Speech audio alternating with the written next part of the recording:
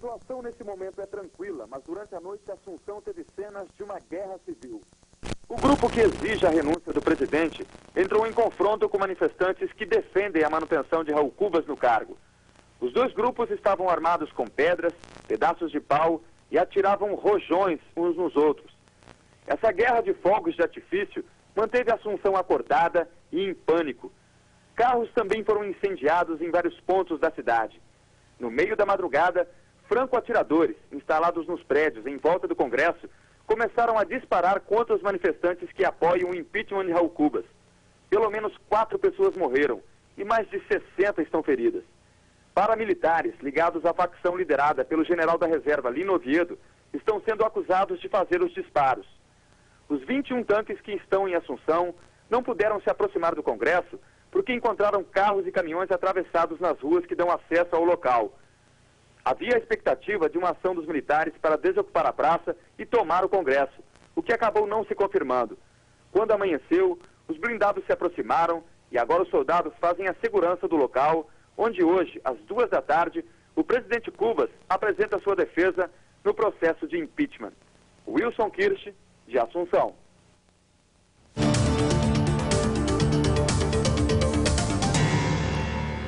As sirenes voltaram a tocar na madrugada deste sábado na capital iugoslava, depois do 3º dia de ataques aéreos da OTAN.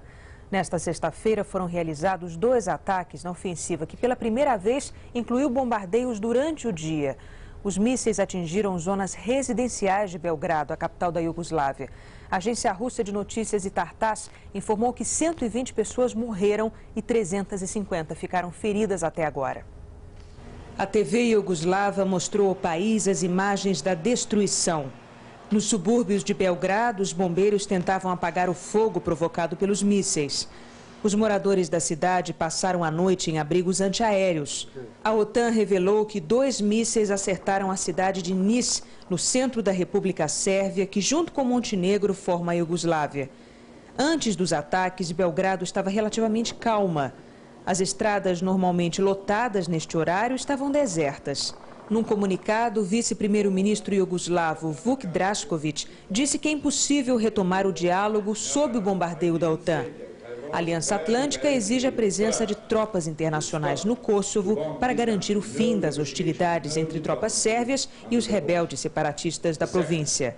Este é o principal obstáculo para a paz na região, já que o governo da Iugoslávia rejeita qualquer intervenção da OTAN no Kosovo.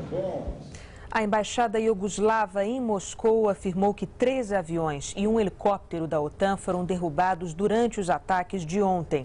O Estado-Maior do Exército Russo confirmou as informações. A Aliança Atlântica, no entanto, afirma que todos os aviões que participaram do bombardeio de ontem voltaram para suas bases a salvo. Essa edição do Em Cima da Hora fica por aqui. Você assiste agora ao Globo Repórter. Eu sou Renata Vasconcelos e volto na próxima edição do Em Cima da Hora às 10 da manhã. Até lá.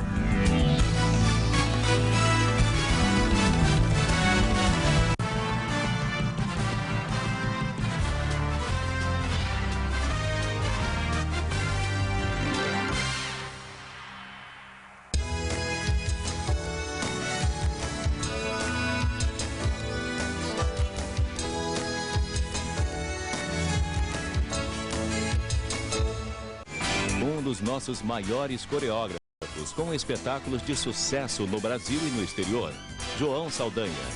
Almanac, reapresentação neste sábado, 00:30. Os profissionais do jornalismo revelam os bastidores e os desafios dos meios de comunicação. N de Notícia, com Augusto Nunes. Todo domingo, 11:05 da noite. Esta foi uma semana de boas notícias na área econômica. E será que o Brasil escapou do pior? Será que o Brasil continua maior do que o abismo? Não entra mais nele? É o que vamos discutir em nosso espaço aberto com o professor Roberto Macedo, economista e consultor, e com Jair Saponari, que é o diretor da UD, a Feira das Utilidades Domésticas, que começa em São Paulo logo após a Páscoa. Espaço aberto com Joelmir Betting, neste domingo, 9:30 da noite. Eles são donos de grandes ideias, responsáveis por campanhas fascinantes criativos, originais, premiados. Durante uma semana, você vai acompanhar a trajetória de publicitários brasileiros que transformaram a nossa propaganda numa das mais respeitadas do mundo. A continuação da série Ideias. Apresentação Maria Beltrão. Estreia nesta segunda, 00:30. Imagine um guru de cabeça raspada que passa a vida viajando pelo planeta sem residência fixa com uma mala de 9 bilhões de dólares. No Conta Corrente Especial deste final de semana, você vai conhecer a figura única de Mark Mobius, o guru dos mercados emergentes, e pela primeira vez dá entrevista à televisão brasileira. Conta Corrente Especial com Tamara Leftel, neste sábado, 1:30 da tarde e 8:30 da noite.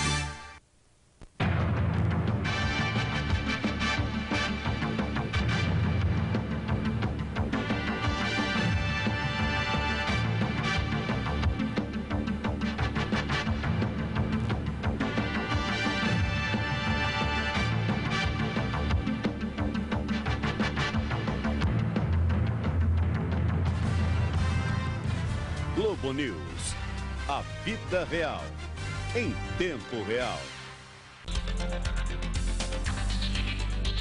Guerra na Europa, polêmica no Chile, ameaça de impeachment no Paraguai. E o nosso Senado investigando o Poder Judiciário. Os temas do Globo News Painel desta semana, com o senador Paulo Souto, a juíza Simone Schreiber, e o cientista político René Dreyfus e o especialista em política internacional Luiz Fernandes. Globo News Painel, com Ernesto Palha, neste sábado, 11 da noite. Espaço aberto para o tema da justiça e do judiciário, CPI do judiciário, reforma do judiciário e histórias da justiça, histórias de uma juíza que o Brasil aprendeu a respeitar. Doutora Denise Frossard. No interior nós fazíamos de tudo. Julgávamos desde ladrão de galinha até causas federais também, né? Espaço aberto com Chico Pinheiro, este sábado, 9:30 da noite.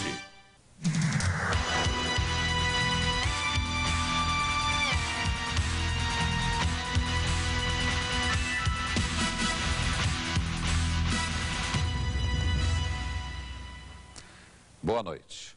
O Globo Repórter de hoje trata de um problema que aflige famílias inteiras. Pedofilia, atração sexual por crianças, abusos sexuais contra meninos e meninas. Como proteger nossos filhos desses riscos? O Brasil e o mundo começam a discutir o que antes era assunto proibido. Pais e mães, assustados, constatam que o agressor nunca está longe das vítimas. Nas escolas, nos parques, nos clubes, é lá que eles se infiltram para seduzir as crianças. Mas o que fazer quando o próprio pai é o agressor?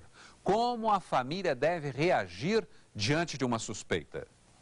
No programa desta noite você vai acompanhar depoimentos dramáticos, descobrir por que o Brasil se tornou um campeão em pornografia infantil e saber que este é um drama que não atinge só o nosso país.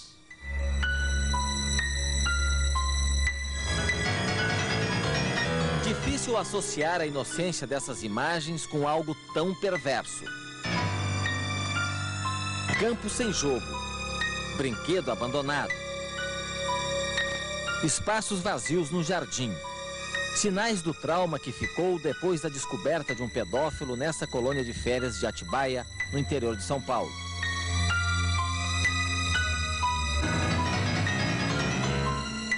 Isso é bom para que a gente fique, né, atento, porque podemos ter um pedófilo numa escola, pode ser um professor, pode ser um inspetor de aluno, pode ser um dono de cantina, pode ser um professor de futebol da criança, professor de natação, porque ele vai estar sempre envolvido aonde... Procura estar envolvido num ambiente infantil. É, justamente, onde o infantil para que tenham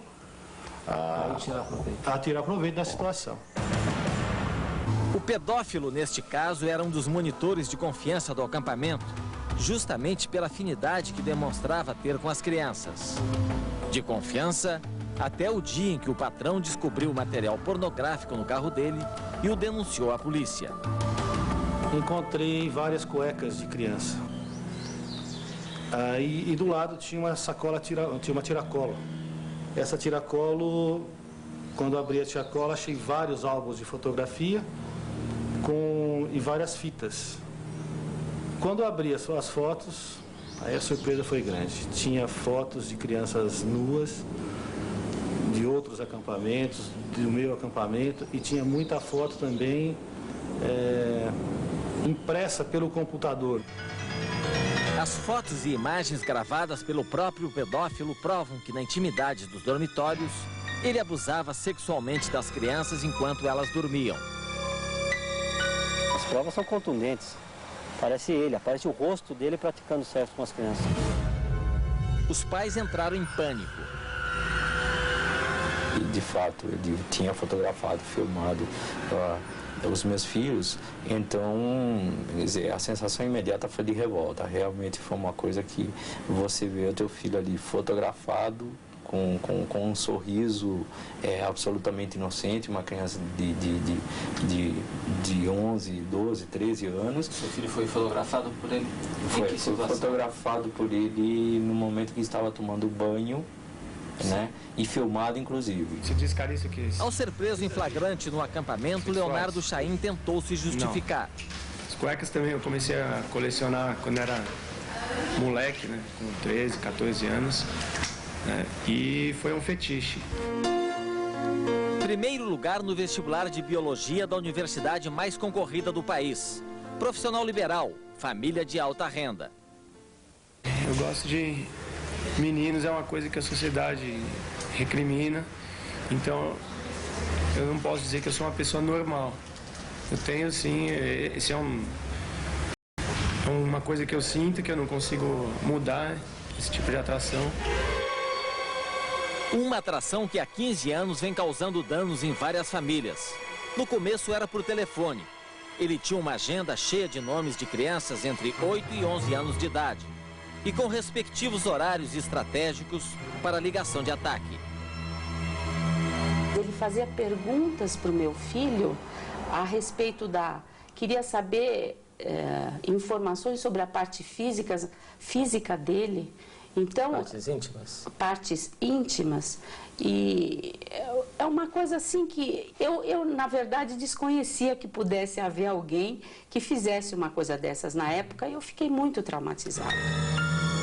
A mãe, atenta aos telefonemas, conseguiu afastar Chaim. Em 92, chegou a depor contra ele num processo por abuso sexual de criança que não deu em nada. 10 anos depois, a mãe e o filho estão indignados por saber que Chaim continuou atacando até hoje. Para o seu filho, o que representou? Ele não se conforma das coisas que ele ouviu e de um homem, de um rapaz. Naquela época, a diferença era muito grande de idade, então ele tem raiva dele, ele tem raiva. Agora, eu espero que não tenha marcado de uma maneira mais forte.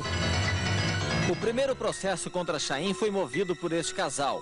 O filho, na época com 9 anos, sofreu assédio depois de anunciar a venda de um brinquedo no Jornal de São Paulo.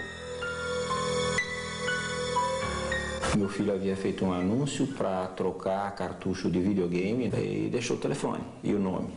E é através daí que ele entrou em contato com o nosso filho. Foram meses de conversas pornográficas e ameaças aos pais. Ele já começou a falar que estava apaixonado pelo meu filho. Disse que sabia onde a gente morava e se a gente não deixasse ele ver o meu filho, ele ia matar eu, a mãe e ia ficar com o menino. Apavorado, o casal teve que se revezar para garantir a segurança do filho a caminho da escola. E com a ajuda da polícia conseguiu grampear os telefonemas. As gravações mostram que Leonardo Chaim imitava personagens do universo infantil para seduzir a criança. Vem aqui com a sua vozinha. Você está muito magrinho, precisa engordar. 3 anos depois, Chaim voltou a ser processado por abuso sexual de criança. Apesar da reincidência, a promotoria abriu mão do laudo psiquiátrico e ele foi de novo absolvido. Eu tenho vergonha de falar isso para vocês, mas ele foi julgado inocente. A gente sofreu muito, fomos humilhados pelo criminoso e depois fomos humilhados pelo próprio judiciário, que é quem devia nos dar proteção. No passado, o instrumento de aproximação era o telefone. Hoje, a rede mundial de computadores. Ao prendê-lo em Atibaia, a polícia descobriu que era dele a página Anjos Proibidos, sobre pedofilia infantil na internet. O meu site na internet é um site que explica esse tipo de amor, né, por meninos, que é uma coisa que poucas pessoas entendem. Leonardo Chaim, o internauta pedófilo, é personagem da investigação desse jornalista de São Paulo. Sérgio Buarque descobriu que crimes como os de Chaim são comuns na internet brasileira. País onde as imagens circulam mais fácil e livremente. O Brasil é campeoníssimo de pornografia infantil na internet. Sérgio prova o que está falando. Liga o computador e em poucos segundos já localiza uma sala virtual com diálogos entre pedófilos e imagens de abuso sexual contra a criança. Sérgio acusa os responsáveis por esses espaços, os provedores, de lucrarem com a pornografia na internet. As salas de bate-papo, onde as pessoas se encontram para trocar imagens, para ver imagens, para trocar endereços, é um grande pedofilódromo. Tem ali uns anteparos, uns avisos de que pornografia infantil é crime, né? A questão elementar é essa: se é crime, como é que acontece? Se a internet permite, pela facilidade que ela encerra, que se divulgue pornografia infantil, que se comunique gente da pedofilia, por outro lado, ela também permite rastrear e, portanto, eu queria aproveitar para avisar que quem ousar usar a internet, que saiba que ela pode ser rastreada a qualquer momento e saber exatamente o movimento que fez. A primeira informação de pedofilia na internet envolvendo o Brasil veio da Interpol da Itália. Trazia a denúncia de internautas que encontraram na rede mundial várias páginas de pornografia infantil, sempre com o mesmo endereço aqui no sul do país, a cidade de Porto Alegre. A imagem de duas crianças nuas exposta na página eletrônica levou à primeira prisão em flagrante de um internauta pedófilo no Brasil. Estudante de informática, mora neste bairro elegante de Porto Alegre. A mãe, que se nega a gravar a entrevista, não considera o filho um criminoso. Quem faz esse tipo de operação via internet, exploração pornográfica ou de sexo explícito de criança, está praticando crime. É criminoso, no meu modo de ver, como qualquer um outro. Quem afirma é o delegado da Polícia Federal do Rio Grande do Sul, que montou uma equipe para o combate da pedofilia. Vão até o provedor. Em vez de agentes armados, peritos especialistas em rastrear as digitais eletrônicas do crime de pedofilia.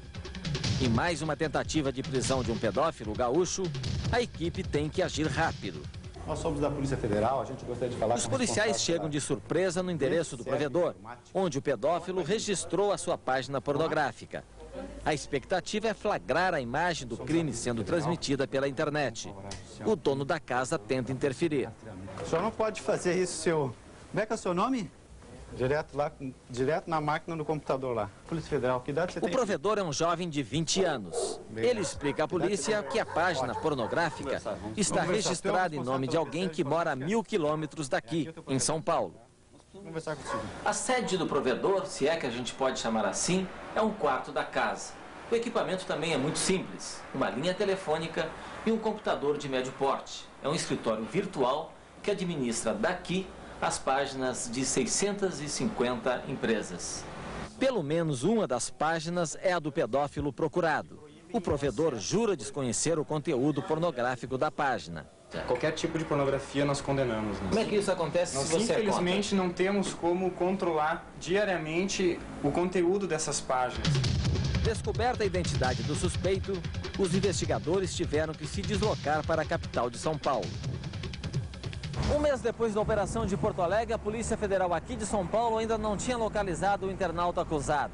No país, simultaneamente, outros 5 pedófilos eram investigados pela Interpol. Em todos os casos, fica uma evidência: quando o crime é na internet, há uma grande defasagem entre a ação da polícia e do criminoso. A polícia ainda está correndo atrás. Medo e silêncio. Nesse mundo de sombra, há quem encontre coragem para levantar a voz. A seguir, você vai ouvir o depoimento da jovem assediada e violentada pelo próprio pai com a conivência da mãe. E uma voz esperançosa, o homem que encontrou o tratamento para evitar a compulsão por crianças.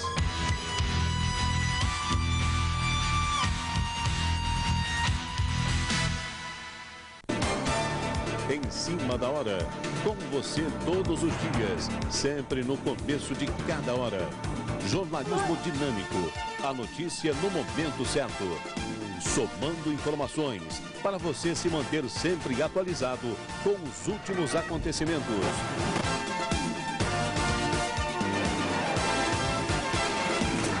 Em cima da hora, de segunda a domingo, no começo de cada hora.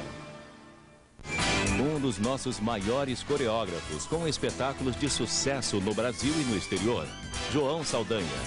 Almanac, reapresentação neste sábado, 00:30. Por que algumas nações são tão ricas e outras tão pobres? Qual a origem da má distribuição de renda? Quais os fatores fundamentais para o progresso econômico de um país? O best-seller de David Lenz. O vigor e a lucidez de um historiador conceituado nos meios intelectuais e acadêmicos. Milênio, com Lucas Mendes, nesta segunda, 11h.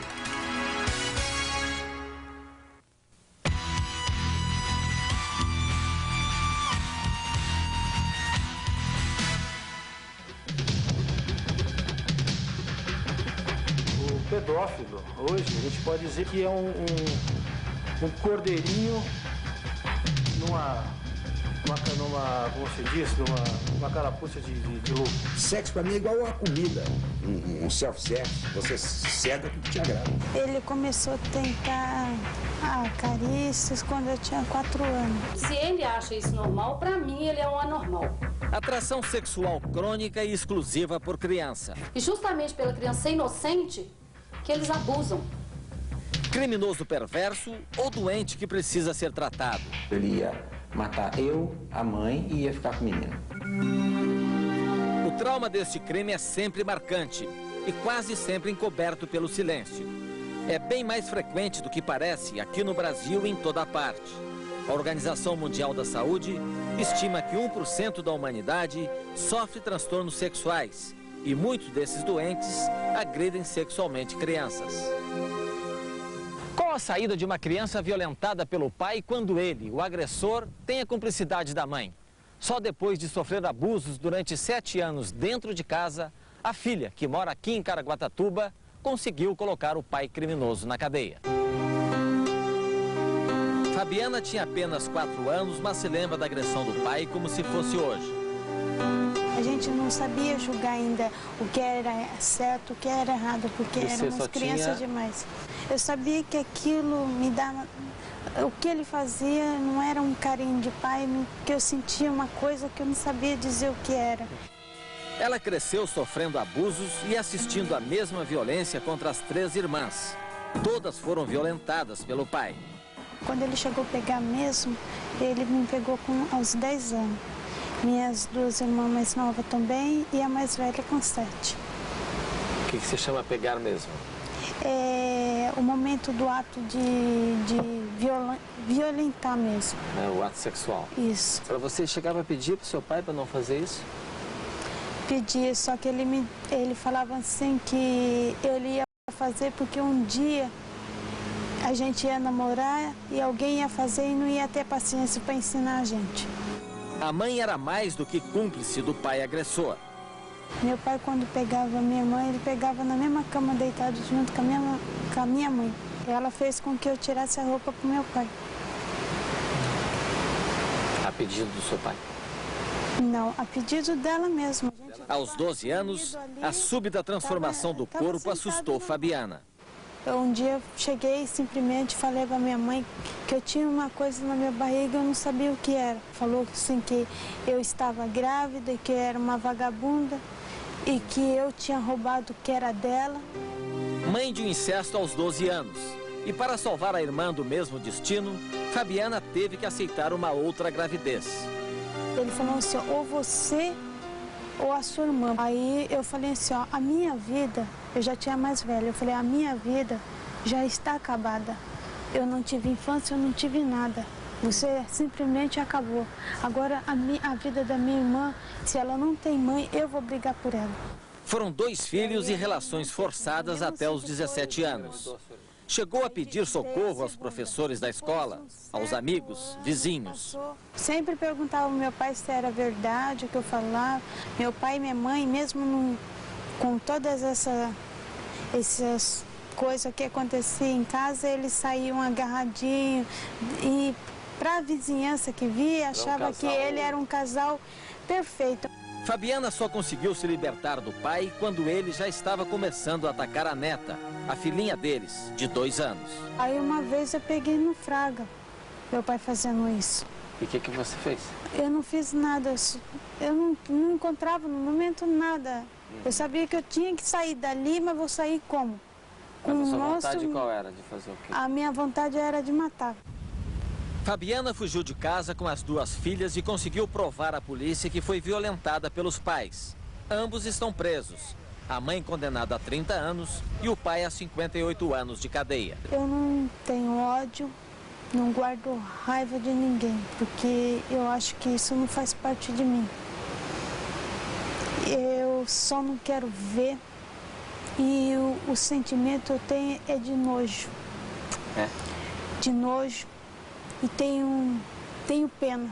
Eu desejo que ele viva muitos anos de vida, para que ele possa pagar, ano por ano, possa pagar tudo o que ele fez. A história do incesto virou livro que representa o começo de uma nova vida. Cozinheira de um restaurante do litoral, Fabiana cria as 2 filhas com o carinho e a força de uma família que ela nunca teve. Quando alguém vir falar, coitado de você, você sempre dá a volta e falar, coitado não, peraí. Coitado não, por que coitado? Eu passei o que passei. Passei, mas não procurei isso. Mas eu não mereço, sentimento de coitado, de pena. Você se considera feliz ou infeliz? Eu hoje me considero feliz.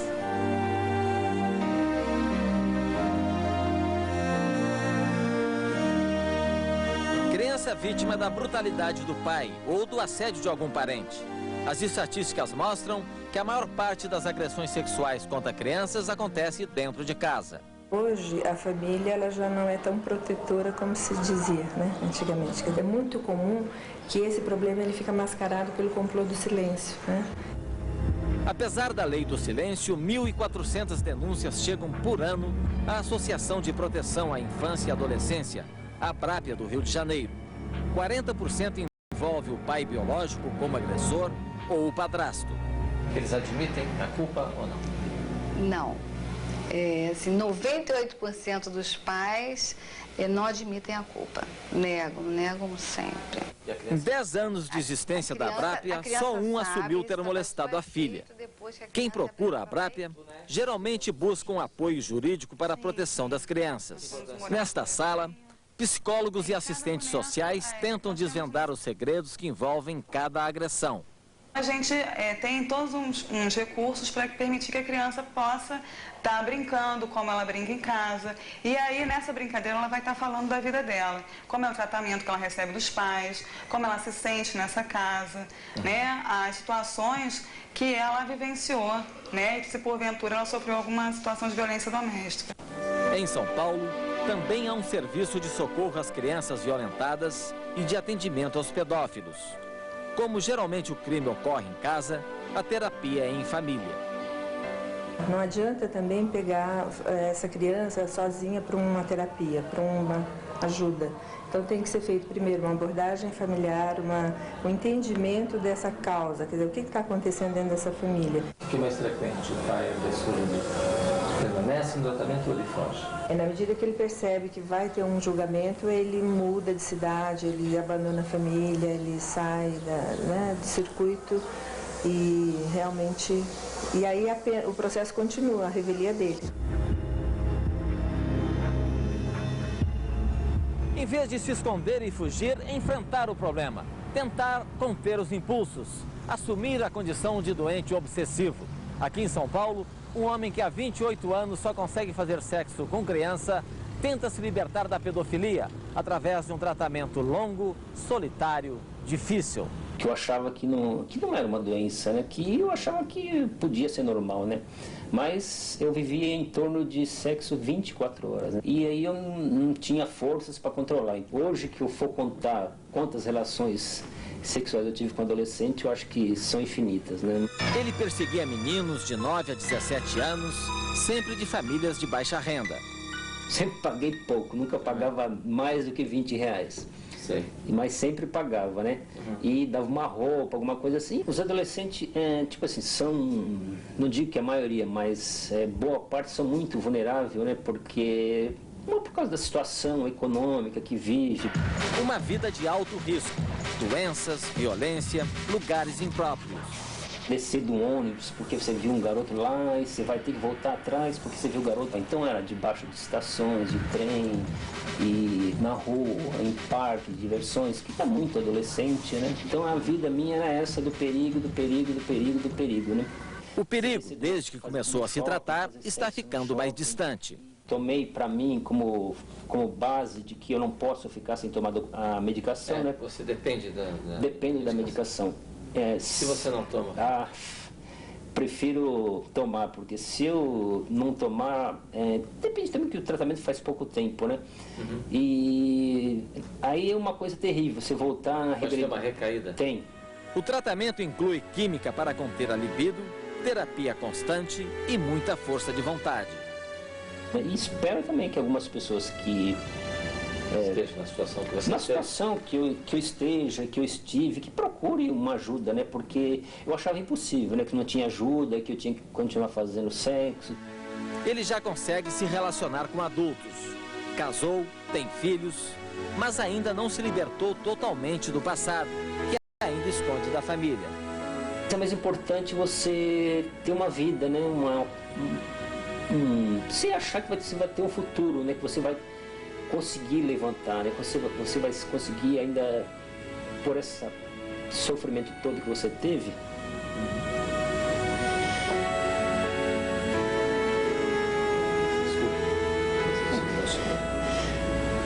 esse sofrimento todo que você teve, que eu gostaria até de me identificar e falar para minha esposa que hoje eu estou bem. Mas é uma coisa muito difícil mesmo.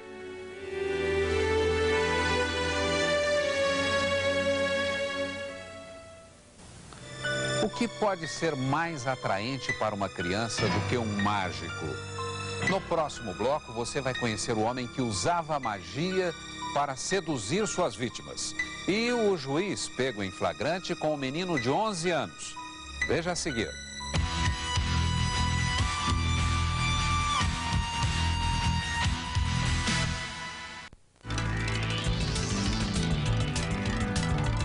Os fatos do Brasil e do mundo.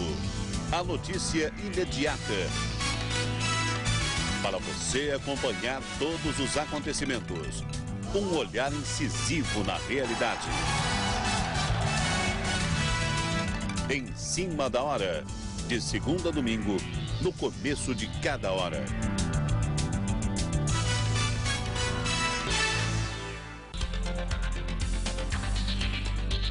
Guerra na Europa, polêmica no Chile, ameaça de impeachment no Paraguai.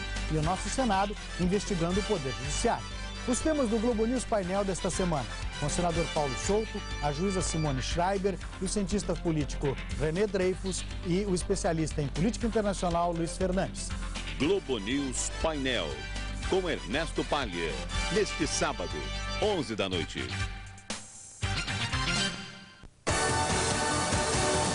Uma terra bonita demais, com energia para enfrentar todos os desafios.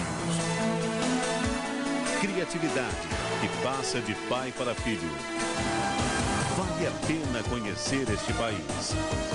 Via Brasil, com Celso Freitas, de segunda a sexta, 7h30 da noite.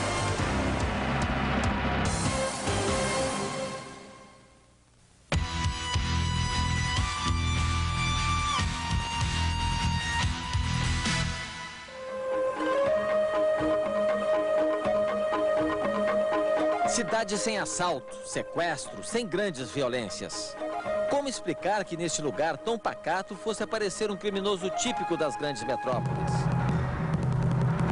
Era uma pessoa pacata, amiga das pessoas, gostava muito de criancinha, dava presentes, uma pessoa praticamente calma, sem problemas. A prisão de um homem que violenta crianças é um grande acontecimento na pequena Itambé. Quase ninguém desconfiava do pedreiro Gilmar, que nas horas de folga encantava as crianças com os truques e artimanhas de magia. Pelo menos durante 2 anos, os moradores aqui de Itambé acreditaram que esta era a casa da magia. Todos os dias alguém passava por aqui em busca de alguma novidade. Só as crianças conheciam os segredos das brincadeiras de Gilmar. Ele falava que ele fazia mágica, aparecer as coisas. Ele falava que aparecia bolacheadas, assim. Ia aparecer? Aparecer bolacheada. Bolacha. Bolacha recheada? Sim. O que ele te deu? R$ 1,50, bolacha recheada e salgadinho. Salgadinho também. Uns trocados, biscoito, presentinhos que apareciam durante a mágica ajudavam a seduzir as crianças. Gilmar ainda usava a enteada de 11 anos para atrair as pequenas vítimas à casa dele. Fala mágica, né? Mas na realidade não é mágica, isso não é mágica. Mágica é muito diferente. Você podia ser fazer sexo com elas e depois ameaçava elas, eu não sei. Para evitar que as meninas falassem do abuso em casa, Gilmar ameaçava com os falsos poderes da magia. O que ele disse para você? Minha orelha, meu nariz e minha cabeça crescer se eu não fazer essa mágica. Fez sexo com você? Eu acho que fez. Até onde foi o assédio? Até o estupro. A prova do delegado é o exame do corpo de delito. 16 meninas foram violentadas pelo falso mágico. Crianças de 12, 10 até de 8 anos de idade. Gilmar é um dos 2 prisioneiros da pequena Itambé. Nega os crimes. Apesar das evidências, desconversa. Quase todas têm namorado. E elas aproveitaram desse problema meu, dessas coisas assim, e agora as acusações veio tudo para cima de mim. Mãe e tia que criaram Gilmar dizem que ele sempre teve problemas mentais que não sabem bem definir. Hoje nós consideramos que os problemas sexuais têm uma base biopsicossocial, a influência do orgânico, das vivências psíquicas internas e também da vida em sociedade. Acusação, atentado violento ao pudor, estupro, crime hediondo. O crime do mágico da Bahia é o mesmo deste ex-juiz de Minas Gerais. Mário José Pinto da Rocha foi preso em flagrante, nu, na cama com um menino de 12 anos. Chegou a receber ameaça de linchamento. Que tipo de pessoas estavam tentando isso? Povo, de um modo geral. Revoltados? Deixa o tarado com a gente, nós vamos linchar ele, matar o tarado. O que o senhor agora está falando? Que agora eu tô mais tranquilo, né? Tá mais tranquilo. Não tem ninguém querendo me linchar aqui. O ex-juiz nega que tenha forçado o menino a ir para a cama com ele. Então não houve violência. Que violência a vítima foi ao meu encontro, não houve violência. Senhor, o fato de estar sem roupa? Estava sem roupa. O senhor também? Também estava. Mas o senhor acha isso normal? Na hora que eu tirei a roupa, eu também vou tomar banho, que eu vou com você. Ela tirou a roupa. A tia do menino, que acompanhou o flagrante da polícia na casa do ex-juiz, conta uma história diferente. Eu já fui entrando com os policiais e no quarto eles já estavam todos 2 nus, já no ato mesmo. O ex-juiz acha normal um adulto fazer sexo com um menor de idade. Já com criança tem suas dúvidas. Eu admito o sexo, independentemente de idade, desde que haja consentimento de ambas as partes. Esse consentimento que eu não entendi bem. O adulto é uma coisa, uma criança é outra. Eu não sei o que é criança. Eu não sei o que é criança. Mas é muito claro, de 0 a 12 anos de idade, criança. Até 12. Depois de 12 a 19, adolescente. Qual é o critério científico que se usa para poder fazer essa escala de valores etários? Não tem. É uma bagunça. Eu acho que o que a gente tem que levar em consideração aí não é exatamente se é adulto, se é criança, mas qual a relação de poder que está havendo aí? Eu acho que quando a gente fala de pedofilia, basicamente, o que tem que ser levado em conta é a relação de poder que existe nessa questão, né? Há uma desigualdade nessa relação? Supostamente sim, né? Nem que seja de tamanho, de força. Condenado a 9 anos de prisão, Mário já conquistou o direito de cumprir a pena em regime semiaberto. O benefício só depende de tramitação na justiça. Eu acho que ele teria que ficar preso. Principalmente porque ele agiu assim com uma criança, entendeu? Uma criança é muito fácil de você tapear. Mas o que fazer para proteger seu filho desse perigo? Trancar a criança dentro de casa não é a melhor saída.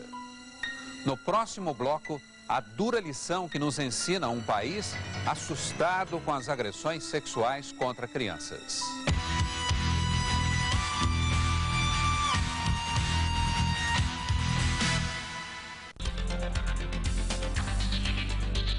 Guerra na Europa, polêmica no Chile, ameaça de impeachment no Paraguai.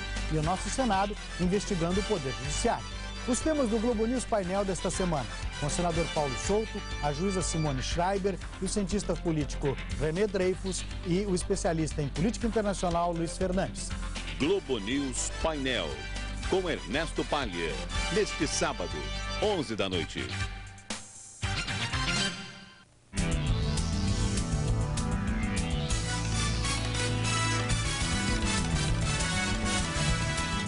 "24 horas por dia, a notícia.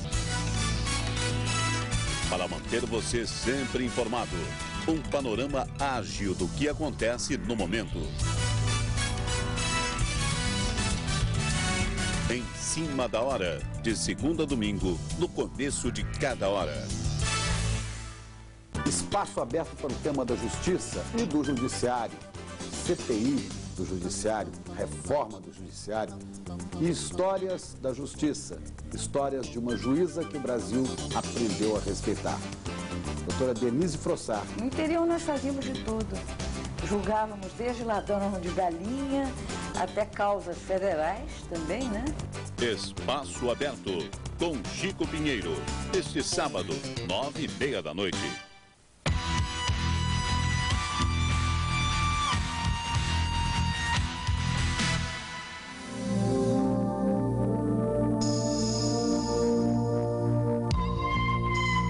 O número de crianças vítimas de abuso sexual na Inglaterra pode chegar a 70 mil por ano. A estimativa do Ministério do Interior britânico assustou. Ela é muito superior aos 4 mil casos que anualmente chegam às delegacias. E na imaginação das pessoas, o abuso parte sempre de alguém desconhecido. E para prevenir, a principal medida tomada pelos pais é trancar a criança dentro de casa. Mas não é verdade que o agressor seja sempre um desconhecido. E impedir uma criança de sair de casa não é uma solução. Uma pesquisa do governo britânico provou que em cada 5 agressões sexuais contra crianças, 4 são cometidas dentro da casa da criança ou dentro da casa do agressor. São pessoas da família, gente de confiança. O psiquiatra Don Grubbin, consultor do governo britânico para assuntos de pedofilia, analisou várias crianças vítimas de abuso sexual. Ele diz com segurança, o agressor familiar é pior do que o desconhecido. O abuso cometido por alguém em posição de confiança, diz ele, em geral dura muito tempo, meses ou anos, e a criança não encontra uma saída. É muito confuso para ela.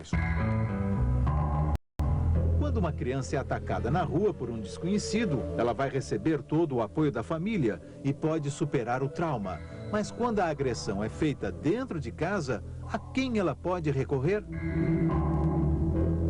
Nós vamos conhecer agora o maior serviço mundial de ajuda a crianças por telefone. É o Childline, que existe aqui na Inglaterra há 13 anos. O número de telefone 0800 1111 é conhecido em todo o país. Qualquer criança que esteja sofrendo abuso sexual, maus tratos, que esteja fugindo de casa ou pensando em suicídio, pode ligar para cá e receber conselhos. A ligação é gratuita, o sigilo é absoluto. A ideia do serviço é incentivar as crianças a falarem delas mesmas, com segurança e confiança. Elas precisam superar o medo e a vergonha, principalmente quando o acusado é gente da família. 10 mil crianças ligaram para o Childline no ano passado para denunciar abuso sexual. Apenas 4% apontaram um estranho como agressor. Assustadora é a participação de parentes e de pessoas de confiança como autores dos abusos. Pai lidera a lista de agressores com 29%. Em seguida, homem amigo da família, 11%.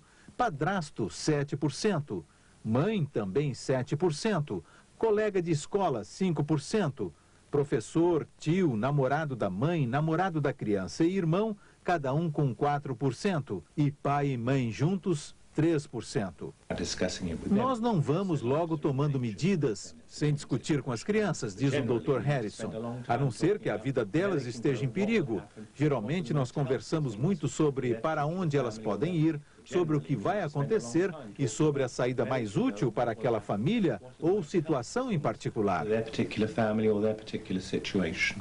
Outro mito derrubado pelas pesquisas inglesas é o do pedófilo típico, em geral visto como um homem mais velho vestido com uma capa amarrotada. Na verdade, o agressor sexual vem de todas as classes sociais, profissões e idades. E uma surpresa, 1/3 é adolescente. Se o abuso sexual é um tema tabu, pouco discutido, o abuso de jovens contra jovens ou de jovens contra crianças é menos conhecido ainda. O psiquiatra Don Grubbin diz que alguns contatos íntimos entre as crianças são normais, devem ser vistos apenas como um aprendizado inocente, que faz parte do desenvolvimento. Abuso é uma coisa muito diferente. Especialistas ingleses defendem uma atuação dupla no controle da pedofilia. Educação junto às famílias e repressão aos criminosos. O pânico provocado pelos pedófilos está por trás de um projeto de lei que está sendo debatido no parlamento. A lista negra de suspeitos de abuso sexual. O alvo são instrutores e professores. Todo suspeito de ter cometido um abuso vai entrar na lista, mesmo que não tenha sido julgado ou processado. A ideia é impedir uma prática comum do pedófilo, a mudança de cidade sempre que é identificado. O risco são as acusações falsas, mas pouca gente está preocupada com isso. O importante é fechar o cerco em torno dos pedófilos.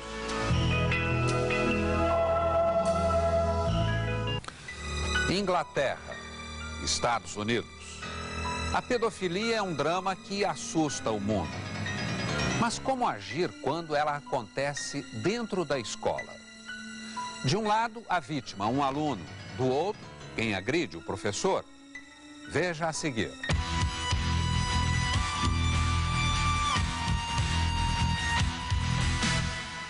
Por que algumas nações são tão ricas e outras tão pobres? Qual a origem da má distribuição de renda? Quais os fatores fundamentais para o progresso econômico de um país?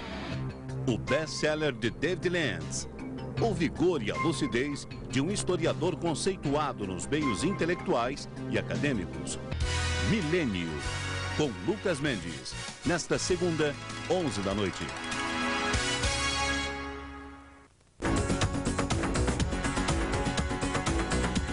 Eles fazem teatro de rua de uma forma original.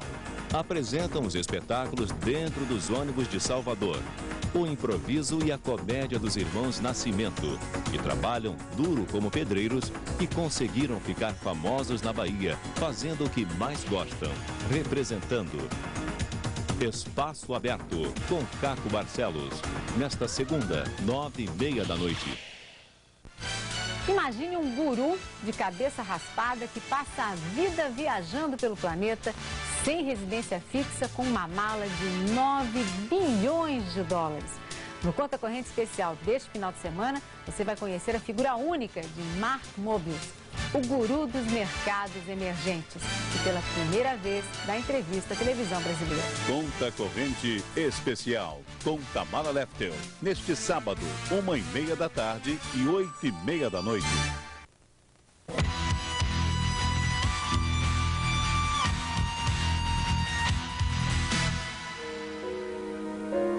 Aos 14 anos, Sara estudava nesta escola, numa cidade pacata no nordeste dos Estados Unidos.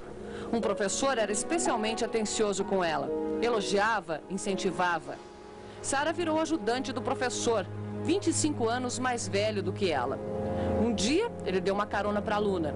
No caminho, desviou para um bosque, onde teve sexo com Sara.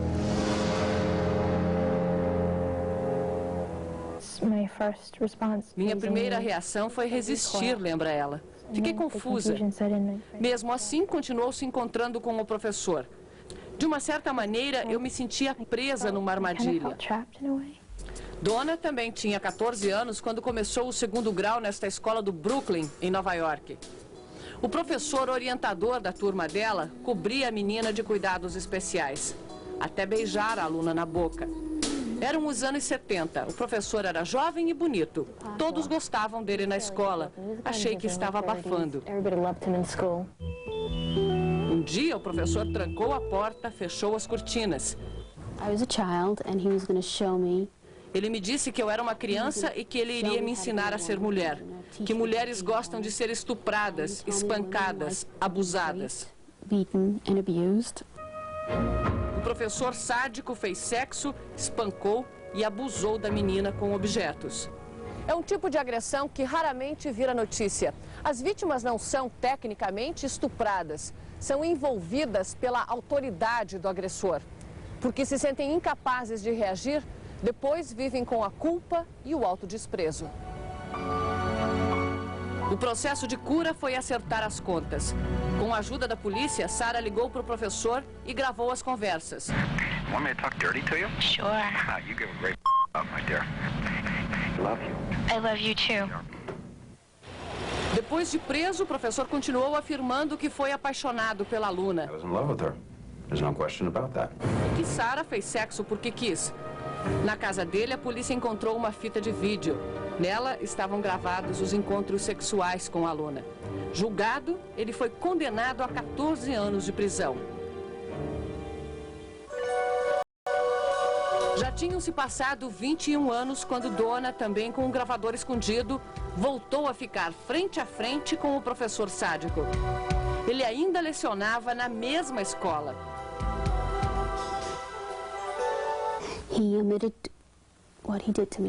Ele admitiu em detalhes tudo o que fez comigo.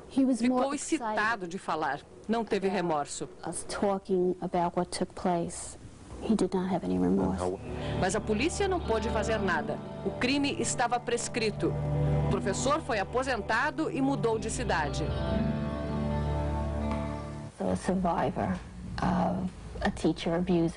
Donna encontrou a paz orientando estudantes, identificando os primeiros sinais de abuso, ajudando vítimas. Mas nem um dia esquece o que se passou. Quem é abusado sexualmente por alguém que está numa posição de confiança, de autoridade, a vítima nunca mais é a mesma pessoa. The feelings of disgust, despair are with us every waking moment. The pain that is inside is unbearable. It is like a deep, open wound.